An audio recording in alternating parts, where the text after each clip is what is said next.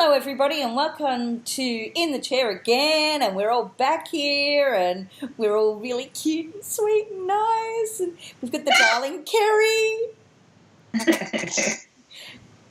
and the gorgeous Suzi. Hello. And the irrepressible Sassie. Hello. And you all know me, I'm Imogene. Today we're going to talk about something that Christine Roosh posted, where she was talking about there's a change happening where publishers are now not seeing the readers as the end user. They're actually selling to the bookstores and leaving it up to the bookstores to connect the books to the readers. So, Keri, what do you think is likely going to happen as a result of this? Well, I think what's going to happen is what is already happening, is the e-sales of the indies, e-book sales are going to go through the roof, and the e-book sales of the traditionally published authors are continuing to decline because the publishers aren't supporting traditionally published authors via e-sales. They're doing it through print. Mm-hmm. Mass market print is falling, therefore their profits are falling, therefore authors are getting kicked out, and they're doing nothing about the e-book sales that they hold. You know, they've got their massive pricing on it, and then wondering why e-book sales aren't selling for them, aren't going through the roof, even though the market itself is going upwards.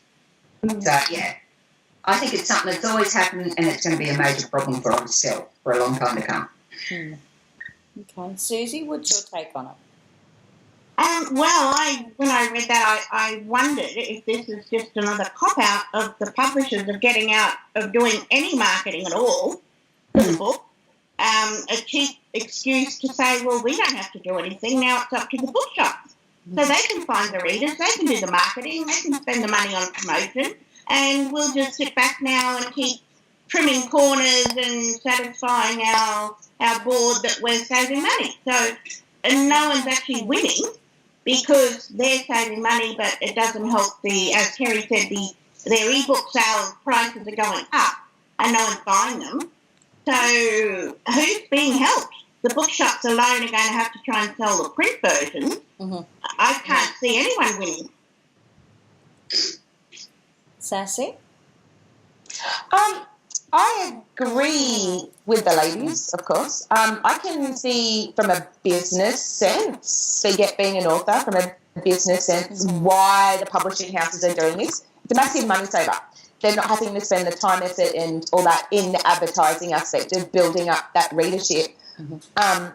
But in the same token, from a different side of the business, I think they're cutting themselves short by not already establishing that readership and relying solely on the bookshops to do it. They're missing out on a huge market. They need to be co-working with the bookshops to be pushing it. We don't have it so much here in Australia, but I know there's certain parts of the states that certain books I write just wouldn't be allowed to be sold in any bookshop there because of what I write. So if I was in a big traditional publisher and they were relying on that bookshop to sell my book, well, that's just a dead book. It's not going to move. It's not going to go anywhere. They've got to work. They've got to cohabit with each other and work together, and that's not happening. So they're just cutting themselves off. In a good sense, though, I can see why, with so many publishing houses closing down, not just the small ones, middle-sized ones, and then you've got places like Barnes & Noble, who is a huge bookshop plus a publisher, on the threat that it's always been on this. Is it going to close? Is it going to stay open? Wherever they can save money, it allows them to stay open. So I can kind of see that. But the bookstores are not our end game. The readers are. The readers are our clientele. The readers are who, and always will be, who we need to market to. Mm-hmm. So it's rather stupid, I think, of all the publishing houses just to go, yeah, we'll leave it up to the bookshops to do this. And you're just going to get more and more indie authors. You're not going to have less and less authors are going to want to even submit their manuscripts because it's like, as it is, you read their guidelines, and it's, we'll get back to you in 6 months. Well, darling, I could have had that book published and in that 6 months earn quite a hefty amount of money on it because I've already worked towards building my name and my reputation as an author. So I'm not even going to bother. I also think that, publishers are using this as an excuse to get rid of what they consider to be deadwood.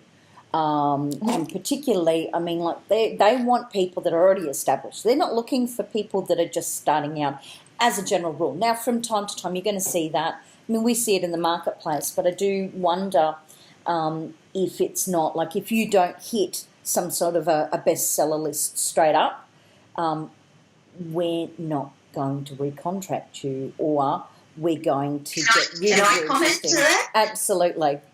As someone who has hit the New York Times bestseller list and who was dropped because her ebook sales weren't high enough. So it comes back to the publishers not supporting their authors right across the board. You know. Yeah. And but even now, when you do submit, it's a prerequisite. How many followers do you have on what social media accounts do you have? How many followers do you have? And that's all before you even read my manuscript. Who cares? I can have 60 billion followers and can't put a sentence together. Yeah. Or you can have 60 billion followers and still not sell a book because, you've picked those followers up through, like you've paid for like a subscription pushing service or something. It doesn't matter how many you've got. It's down to the quality of the story and whether you can connect with the readers. And when you make the bookstore the end user of the publisher, you're missing all these opportunities for that author to connect with their readers and to build that connection that a lot of readers are looking for. I mean, how many emails do we get or messages via Facebook or whatever? Oh, hi, I read your book. I really enjoyed X, Y, Z. So. Well, the problem is too that the publishers now aren't willing to let authors get that readership or release books and gathering interest. Yeah. If you don't succeed with your first book, you're out the door a lot of the time these days. So yeah. And they won't reduce the prices on those ebooks. No, you're still paying premium for a new to you, never heard of before author. Yeah. And to be honest, I mean, money's just too tight these days to take a chance and get nothing out of it. I mean, if it's a first book in a series and then it gets dropped, I've just spent all this money and I've just invested in them, so. Yeah. That's it. I will not pay over $5 for an ebook unless it's an author I really, really like. The last episode we were talking about books and I said, the episode for, I can't remember which episode, we were talking about books and I said I just read Susan Wright's latest book and I had put off buying that. I had because it is a traditionally published book. I can't remember who she's published with and it was an $8 book and I was really hesitant, even though I really liked the first two, to buy it. I'm like, I'll just hold off, see if it goes on sale. Because for me, I just spent $9 Australian on a book, on an e-book, not a paperback, an e-book. Yeah. Where if I'm going to spend over that money, I prefer the paperback. Yeah. Or I go to Woolworths, Big W, and buy a paperback for $12. Yeah, that's it.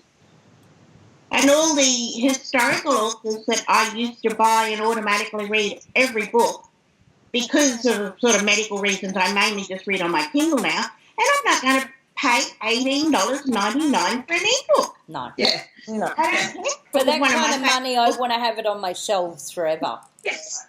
Yeah. And damn well signed.